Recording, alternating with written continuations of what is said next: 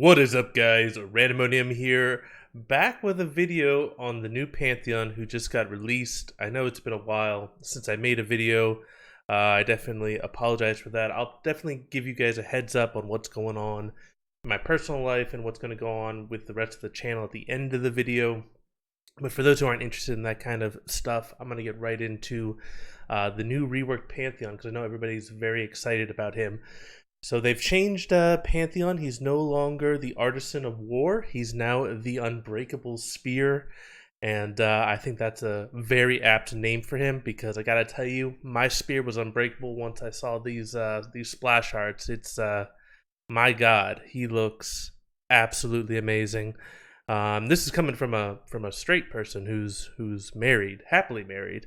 But if you are not aroused by these Pantheon splash arts, then you need to see a doctor because you're either blind or you're dead. And then additionally, if your spear is unbreakable for longer than 4 hours, you should probably also consult a physician as well. But yeah, Pantheon he already looks like a complete and total badass. Artistically, this is so on point. This is exactly what I was hoping they were going to make him into. And we're going to go through all of his abilities. We're going to go through his numbers. We're going to go through his lore, his music, all of that stuff. Because I think that so far, this is shaping up to be a phenomenal rework. And I'm very excited. So I think I'm going to start off by showing you guys the gameplay preview because it's only like 1 minute and 22 seconds, and I'll talk a little bit during it, but I don't want to ruin it too much for people who haven't seen it. I have faced many self-proclaimed gods, but when they die, you cannot hear their howls above the winds. The god died, the man lives. And I love this, the way that they did the abilities, so cool. Very stylish. Passive, Mortal Will. So his abilities will stack up and he gets an empowered ability after 5 attacks or abilities. Empowered Spirit Saw, it's now called Comet Spear. Looks like his E is roughly the same still. It's a stun, but when empowered, looks like it increases attack speed or something. And then his E, holy shit, blocks. Basically makes him invulnerable from all attacks or abilities coming from that direction. And obviously, his ultimate is still the same, but just looks way better. So, yeah, this looks like this is what Champion should have been, or sorry, what Pantheon should have been. This is an update in every sense of the word. I love how they timed that with the bells. Yeah, all great stuff. So yeah, Pantheon. Oh, he looks so good. And I know I'm fanboying really, really hard, but I definitely have been looking forward to this rework for a while. Pantheon was one of the first champions that I played that I really, really enjoyed. And I always felt like he was good, but he was kind of wasn't fully executed the way that I wanted him to be. And I'm pretty excited now. So they did post on the PPE. So this is Surrender at 20. If you haven't been to this site, I highly recommend it. It's a great site. So we can actually see what the numbers are going to be.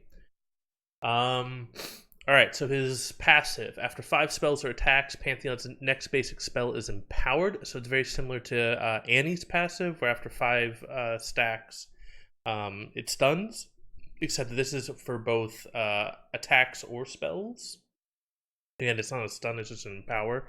But still very cool. I was hoping that they were going to go this route because originally Pantheon's passive was the Aegis Protection, where after 4 attacks or abilities, he gets the shield, which blocks either a tower shot or an auto attack, things like that.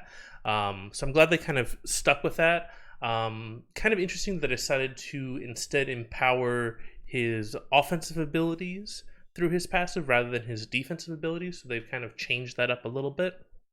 But still Pantheon. Still feels like Pantheon. So now his Q is Comet Spear. Cooldown is much higher. That's the first thing that I noticed, is that the cooldown is now 10 seconds at rank 1, only drops by half a second per rank up, down to 8 seconds at max rank. And you have both a tap option and a hold option. So a tap option is short range and it refunds, it says X%. I'm assuming that's going to be like around 50%. I don't know yet. That would seem kind of fair to me, that it would reduce the cooldown by about 50% if you only use it for short range. And if you hold it, then you can go long range with it, and long range skill shot. Deals the same amount of damage. Does less damage to, so it does full damage to the first target hit, but 50% less damage to further target hit, and looks like it deals additional damage, or deals bonus damage if the target's below 25% health. And if it's the charged by his passive, it's empowered by his passive, then it deals additional damage, and it slows for 2.5 seconds. So this actually be really cool if you're using it in melee range a lot. Especially when it's empowered. That's a pretty nice chunk of damage. That's 200% base AD when it's empowered, and even at level 1, that's 20. So that's 95 base damage and 200% base AD. That's a lot of damage, even at level 1. So it seems like the early game damage of Pantheon is still pretty strong. Mana cost is 40. Does it say what his actual total mana is? Well, it says at level 6 it's 439. Yeah, it's about the same, I think, for new Pantheon as the old Pantheon as far as mana costs. So yeah, this looks like it's his primary damage. This is a decent amount of damage. The only thing that has me a bit worried is the cooldown is much higher now. So I think he's gonna be much more reliant upon using that the tap version of his Q rather than the charge version. His W dashes to an enemy, dealing physical damage, but scales with AP, stunning them for 1 second. Next strike, and if it's the empowered one, then his next attack strikes 3 times, dealing a total of 135% physical damage. So this, I actually don't like this that much, because it still feels like a 1-point wonder, in my opinion. Like you put 1 point in this, and then it doesn't really matter. So this affects his Pantheon scaling into late game, because once he maxes out his Q and his E, he's not really gaining that much by putting points into his W in those later levels. So I don't like that. It only reduces the cooldown by 1 per rank. Damage only goes up by 20 per rank. The stun duration doesn't increase. It's still 1 second, which is pretty short. And the damage that he deals doesn't increase either. So I feel like this ability needs more scaling in order for it to be more than just a 1-point wonder. I think probably the easiest way to help it scale would be to maybe increase the making the empowered better, where it deals more than 135% physical damage as you rank up. But yeah, maybe they use too much of his power budget and other abilities, and this is just kind of something that is just going to be basically a 1-point wonder type of skill. But I don't like that. I don't like that on champions where they have ability where you don't want to put any points into it. That just feels like it limits creativity. His E, Aegis Assault. So it looks like it's very similar to his old one, where he kind of thrusts in front of him, but it looks like the damage is a lot less, and instead they're giving him a lot more utility. So for 1.5 seconds, he becomes immune to damage from that direction and deals 100% AD physical damage over the duration. So 100% AD over 1.5 seconds. So he actually takes a little bit of a damage hit as opposed to if he was auto-attacking, perhaps. But it is AoE, so I guess that's kind of a positive. So it's not too much of a damage hit, and he becomes immune to damage from that direction. So that's huge. But the only ability that I can think of off the top of my head that isn't an ultimate ability that gives you the ability to like completely negate damage would be Bromsy, but that's only for one ability. This is for all abilities, all attacks for 1.5 seconds. That's unheard of on a non-ultimate ability. So this is a ton of damage, and I did check some of the videos, and he can move while he's channeling this ability. Yeah, it says, yeah, he can move, but he's slowed by up to 50% when moving backwards or sideways. So you can move forward at full speed, it sounds like. And then if he's empowered it, the duration increases to 2.5 seconds. Damage goes up proportionally. And then it looks like the last so for both the normal and the empowered, the last hit slams for additional damage, and that's actually a decent amount of damage. Go up to 255 damage with 150% scaling on base AD. I think it's definitely less damage than Heartseeker Strike, and especially since the cooldown is a lot longer.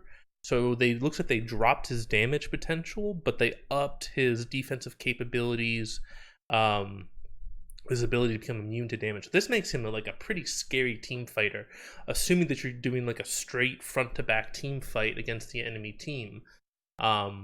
That's pretty cool. I feel like this is going to be incredibly hard to balance, though. The ability to basically be immune to damage for 1.5 seconds. That's really powerful, and that might be too much. That might be too much of his power might be tied up in this ability. I think if on release, if Pantheon is overtuned or does too much or is too powerful, especially in professional play, the way that they should probably nerf him is they should reduce this so it's not, instead of it being immune to damage, it's a percentage of damage reduction, maybe 50% or 60% or 70%, something like that. But being like completely immune to damage that's really powerful. That's really powerful. So I like the ability. I feel like it might be too much. It's gonna make him way too hard to be balanced. And then his Grand Starfall, still the same, roughly, just looks a whole hell of a lot better. So he jumps into the air, crashes down like a meteor a few seconds later, deals up to 700 damage, magic damage, AP scaling still, and it looks like enemies deal less damage if they're at the edge, and his ultimate will instantaneously ready his passive, Mortal Will. So one thing I did notice about his ultimate is that the indicator is that you actually see his spear land first, and then he like follows his spear afterwards. So that's kind of really cool. I don't know if there's going to be any other indicator when he's coming in besides his spear, because I know that in the video they show like this blue outline that outlines his trajectory as he's coming in. I don't know if that's visible to the enemy or not, or if it's just the spear that they can see. So that'll be interesting to find out. That will really change the power level of this ability, because if it's just his spear, if that's all you get to see, that's going to be really hard to spot in a team fight or something like that. So yeah, it could make Pantheon very strong when it comes to team fighting. I feel like this is overall makes Pantheon much better in team fighting. I don't know about his dueling capability though, because it seems like most of his damage is in his Q, and since his Q is now on a higher cooldown, it can make him not as strong as a duelist. He's definitely going to be very strong as a ganker, as a roamer, things like that. And potentially his Waveclear could be a lot stronger, because if he just taps his Q, then that's AoE damage on a shorter cooldown. He can basically clear waves and roam a lot, so he may turn more into like a clear waves and roam champion, as opposed to somebody who just stomps your face in for the first 6 levels or so and then leaves lane, and while you hug yourself under your tower and cry yourself to sleep, basically. So yeah, it feels like they kind of balance out his power levels a little bit more, so he's going to be stronger in the late game, but he's still got that 1-point wonder in his W. But his team fighting late game should be stronger. He should still have some utility in the late game thanks to his E. But I think his early game is going to take a bit of a hit. Obviously, he won't be able to tower dive like he used to be able to either. So overall, really good. I like the changes. It feels like Pantheon, but it just feels like an updated kit. The only complaints that I have is that I wish that this was not a 1-point wonder on his W, and I'm worried that his E is going to make him very hard to balance. So he's either going to be too strong or too weak. But that's his kit. Very excited about that. A lot of these, the splash art is just phenomenal. Like all of these splash arts, like I'm so happy that I have pretty much all the Pantheon skins, because the splash art looks awesome. All the models look awesome. He is, yeah. There's gonna be a lot of thirsty people after Pantheon because he is freaking hot. He is, what every person wants to be or what every person wants to date, depending on your preferences. So, very excited for that. And the other thing that I really, really like is the lore and the music that came with Pantheon. And I actually wanted to discuss that because I know that I haven't done a lot of lore videos recently, but I feel like this is a good time to bring up the lore for Pantheon and the music, because this music for Pantheon is one of the best, if not the best, champion themes that I've heard in a long time. I still think that Quinn and Valor is probably the best champion theme that Riot has ever released, in my opinion. But this one is up there. This is probably like in the top 3. So I definitely want to play it for you guys if you haven't heard it yet. This is on SoundCloud. If you guys didn't know, Riot releases all of their music on SoundCloud for free. So you can definitely check it out. And one of the things I love about his music is it mirrors his story really strongly. So for those of you guys who don't know, they have new lore for Pantheon. And it's basically the same lore that he used to have where he was Atreus. He had his friend, and they decided to climb the mountain together. His friend Pylus died during the mountain climb, and then the aspect of war, Pantheon, took over Atreus, and Atreus became Pantheon. But then it continues on the story, and the way that they continued on the story is that Pantheon, inhabiting Atreus' body, went to go fight Aatrox. And during the battle with Aatrox, Pantheon was actually killed by Aatrox's god-slaying blade. But when the god died within Atreus, Atreus still lived. So Atreus was able to survive a blow that killed the god because of his own indomitable will. And Aatrox left Atreus for dead, but Atreus was able to survive. He nursed himself back to health. He recovered, and it was his force of willpower that re-energized Pantheon's godly weapons. So basically, Atreus, who's now the man Atreus, no longer Pantheon, basically gains godlike powers through force of will alone. His indomitable will not to be defeated. He's just like the most stubborn bastard you've ever possibly met. And he basically wills these legendary weapons back to their former glory. And he actually ends up defeating Aatrox. So where the god Pantheon failed, Atreus, the warrior, the man, succeeds and is able to actually cut off the arm of Aatrox. And that's just like an awesome story. It just like talks about like the indomitable spirit of man, the warrior who's just constantly defeated but refuses to give up. Just a fantastic story. I love Pantheon even more now with this new lore, and I think that it goes really well with his music. And I'll try not to talk too much while I'm playing this, but I do feel like the music mirrors his lore a lot. So I'll play it for you guys right now.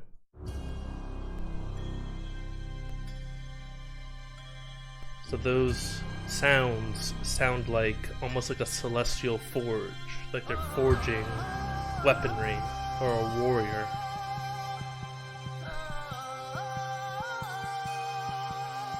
You hear the voices. This voice has longing and sorrow, but you can tell that there's this indomitable spirit there, right? Very similar to Atreus' life, constantly being defeated, but always getting back up again. Never letting anybody defeat him, and just saying, I will outlast you.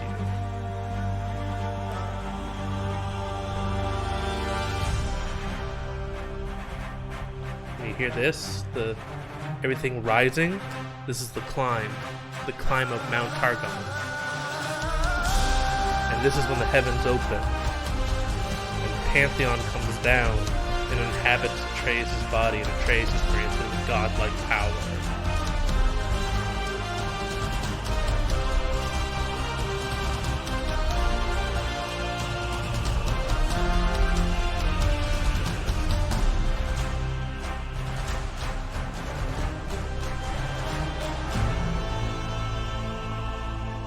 now we're getting in more into the battle.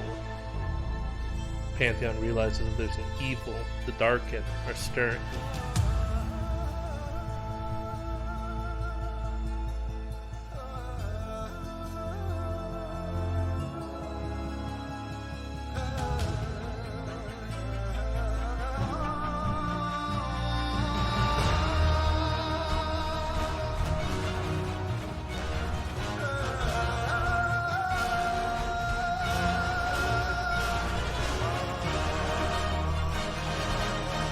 This feels like battle music right now.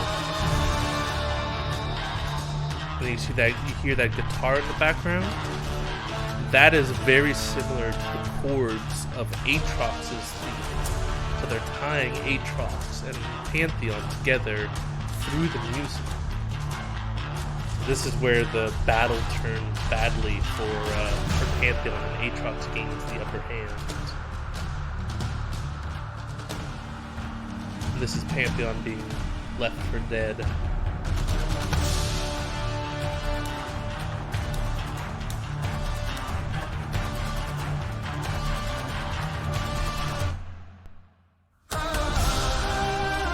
this is Pantheon's return as Atreus, the man, challenging Aatrox again and defeating him.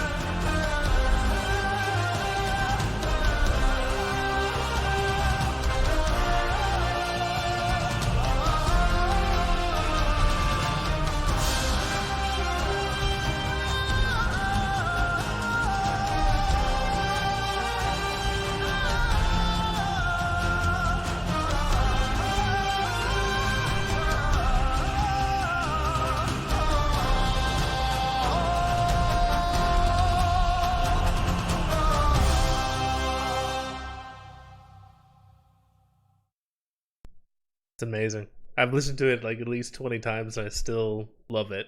So anyway, that's Pantheon. Very excited for him. Love the lore, love the character design, love the music. I'm concerned about his kit a little bit in the ability for it to be balanced. I feel like there may be too much power in his E and not enough power in his W. But that could definitely be tweaked in future patches. Very excited to try him out. I've also looked at his skins, his voice lines. He's got a really freaking awesome voice. His voice lines are fantastic. His interactions are fantastic. All the skins look really great in game. Skin Spotlights has some great videos on that, so check out their channel if you haven't already. But overall, I'm very happy with this rework. Obviously, I don't want to say how good it is until I actually get to play it, but right now it's definitely looking like one of my favorites so far. So I definitely have high hopes for future reworks that they're going to be doing, especially with the Volibear rework and the Fiddlesticks rework that are going to be coming in 2020. So that pretty much wraps it up for my analysis on Pantheon. As far as the channel is concerned, for those of you who don't know, I do have a day job. I'm not a YouTuber full-time. YouTube is a hobby of mine, and my day job is being particularly challenging lately. For those of you who don't know, I work for a defense contractor. I'm one of the lead engineers for both Virginia-class submarines and now also Columbia-class submarines. So I have been working very hard on the Columbia-class submarine, especially since they're building the first of that class of submarines in the very near future. So we're making sure that all of our ducks are in a row, and we've got a lot of design work and integration work and testing work to do. So I've been working some very long hours there. I'm hoping that it will calm down in the near future and I'll be able to do more videos. But yeah, I'm also kind of using this time to kind of sit back and reflect on the channel as a whole and think about where I want to move the channel, what my goals are.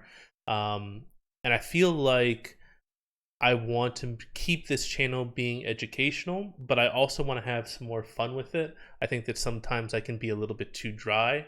I can be a little bit too monotone and a little bit too scripted, and I want to get off script a little bit, and I want to have more fun. I want to crack more jokes, because I do feel like my personality is kind of that kind of sarcastic, playful kind of person, you know, kind of intellectual, playful kind of person. And I want that to kind of shine through in my videos a bit more because I think people would really enjoy that and make the videos a lot more enjoyable. Um, so yeah, that's what I'm gonna try and do. I'm gonna try and have that come through as part of my script writing. It's difficult to kind of, you know, capture that kind of lightning in a bottle kind of thing with my videos, but I'm gonna try and do a better job with that. And I'm still thinking about whether I want to keep it just League. I'm really enjoying Teamfight Tactics, so I may expand into that. And there's also a ton of other topics that I love talking about that I haven't really talked about. You know, obviously my life is a lot more than just video games, so I definitely have thought about expanding either to a second channel or just basically using this channel as a platform to talk about other topics like science, engineering, and mathematics and statistics and all that other stuff that I feel like I'm actually really good at, that I haven't really talked about that much on this channel. So if that's stuff that interests you, let me know, and I'd be happy to kind of open things up on the channel to talk more than just about games. But likewise, I know that some people don't really care. They come here for games and games alone, and games are all they're interested in. So if that's how you feel too, please let me know. I'm always looking for feedback. I'm always looking for trying to figure out what you guys are interested in, because ultimately, I mean, this channel isn't for me. Like, it's not like I'm really making that much money doing this channel, or you know, like I'm getting fame and fortune or anything like that. Like, I do this channel because I like, you know, interacting with you guys, and I like trying to help people out with different types of things. So your feedback is definitely essential to me doing that. I do think I'm going to be getting some more chromas here in the near future. I do apologize for not doing a lot of giveaways on chromas recently, but the next time I get some chromas, I will be making sure that I give them away to people. Best way to ensure that you get access to or get the best chance of getting a chroma is to join my Discord, because that's where I usually communicate to people when I have giveaways. Um, you can always check my YouTube too, but that's not as consistent because I only can like post that I have chromas if I do a video, and sometimes I don't have time to do video. So yeah, definitely join my Discord if you want to have the best chance of getting a chroma. And definitely let me know what your guys' thoughts are with the channel. Especially like let me know what type of videos you guys enjoy. Whether you know you like the lore videos or you like just the videos where I go absolutely crazy, like my choose your own champion or choose the best champion videos, or if you just prefer to just see me just playing random games on random champions. That's all valuable feedback. But anyway, definitely miss you guys. Wish I could be doing more videos. I apologize, and hopefully I'll be able to get back into it more towards the end of the year. But hope you guys have a fantastic day. This is Randomonium signing off.